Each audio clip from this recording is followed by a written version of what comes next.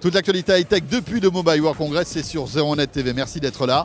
Nous sommes sur le stand d'Ericsson, l'équipe anti-réseau qui montre ici peut-être le lampadaire de demain, celui qui aura dans votre rue. Regardez-le, c'est le lampadaire du futur.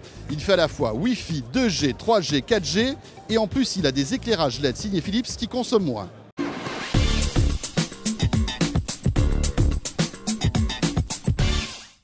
Alors certes, il est un peu imposant, certes, il n'est pas forcément très très beau, mais peut-être qu'il va évoluer, peut-être qu'il va s'embellir avec le temps. Mais ce lampadaire va sans doute arriver dans notre ville dans quelques années. Pourquoi ? Parce qu'il répond à plusieurs attentes. Aujourd'hui, dans les villes, on est de plus en plus nombreux à se connecter sur un mobile, donc les réseaux saturent.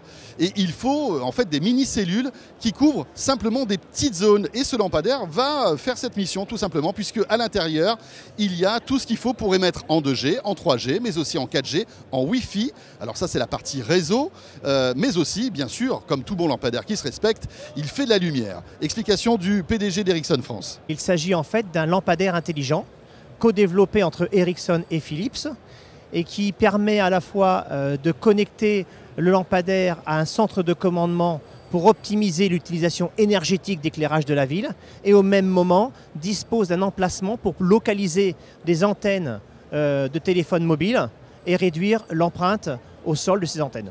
Donc en fait, c'est un lampadaire qui fait de la lumière, normal pour un lampadaire, mais qui en plus va servir de réémetteur 4G, 3G, Wi-Fi aussi. Tout à fait, et qui en plus est lui-même connecté au réseau, de façon à ce que l'opérateur d'éclairage urbain puisse optimiser la consommation. Ce sont des LED qui sont connectés via des chipsets de communication à un centre général qui commande ou qui arrête ou qui allume le lampadaire, et en parallèle de ça, il y a un emplacement qui est prévu pour venir mettre une antenne relais qui, elle, est connectée au réseau de l'opérateur comme une antenne relais classique. Voilà, ça c'est un petit bout de la ville du futur en quelque sorte. C'est un exemple concret de ce à quoi peut ressembler la ville du futur, faisant face à un accroissement de la population, mais devant aussi réduire son empreinte carbone en termes d'optimisation, et essayant aussi de densifier les réseaux pour rendre un service important de connectivité en data. L'objectif, c'est de redensifier le réseau avec des cellules plus petites pour redonner de la capacité au réseau, malgré l'augmentation du nombre d'abonnés et malgré également l'augmentation du trafic que vont créer ces abonnés.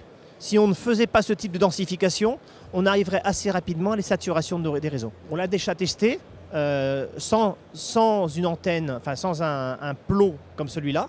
Les small cells, les petites antennes relais ont déjà été testées et on fait un ou deux tests en cours actuellement avec ce type d'équipement. Voilà pour ce lampadaire connecté, c'est assez amusant. Maintenant, il faut savoir combien ça va coûter, on n'a pas encore le prix. Il y a des expérimentations qui ont été faites dans les villes, ça fonctionne.